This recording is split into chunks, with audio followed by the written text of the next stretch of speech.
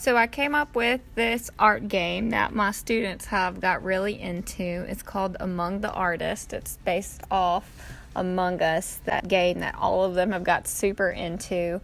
I started off by telling them, hello, famous artist. We have a non-famous art imposter selling art and pretending to be you. Help your art mates figure out the imposter among us.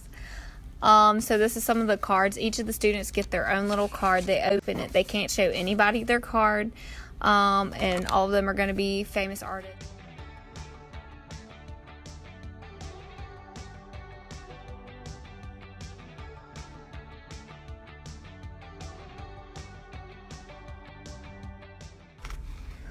Walter Anderson, you name it. And then one student is going to have this. It's going to be an imposter card. Now, they play this game whenever they're done with their work, and so they're very eager to all have their work done and work clean so they can play the game.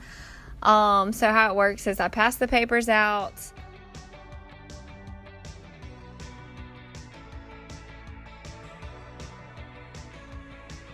The students sit in their seats, and then I say, okay, everybody open their cards. So everybody's going to open it. It'll look like this. It'll say art mate, and then it's going to have a famous artist on it. And then I say, look at who you are. Don't show anybody around you. They get very territorial about it and don't show anybody.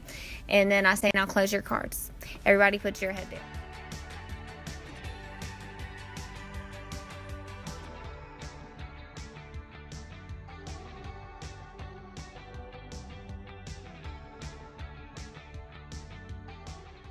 I say, imposter, look up. So the imposter looks at me. That's going to be the student who has this card.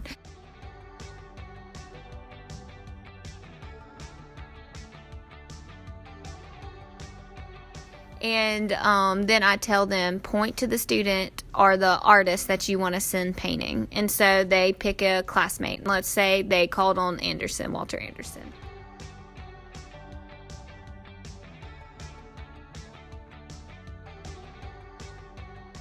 All right, now put your head back down. So everybody's got their heads back down at this.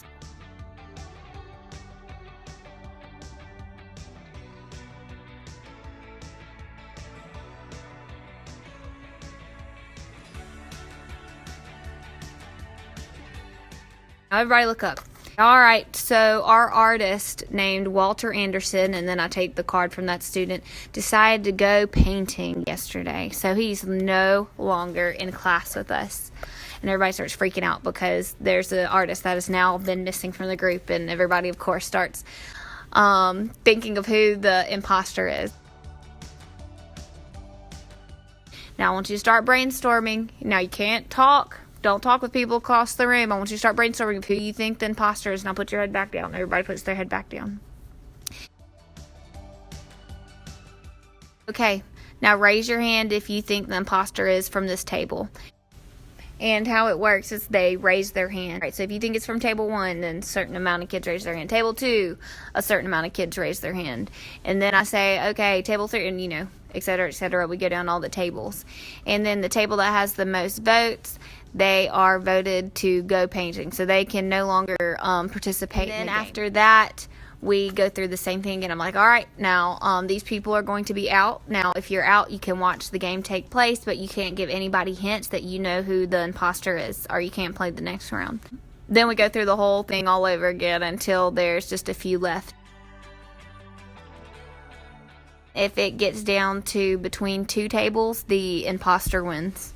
If gets picked or the imposter gets picked, then the students who voted the imposter win. Now, whenever it gets down to like just a few tables, usually I start letting them eliminate like certain students and not a whole table, because that's when it starts getting intense, is because everybody starts suspecting the other person. But anyway, yeah, so that's a fun class game that we play whenever we are done working.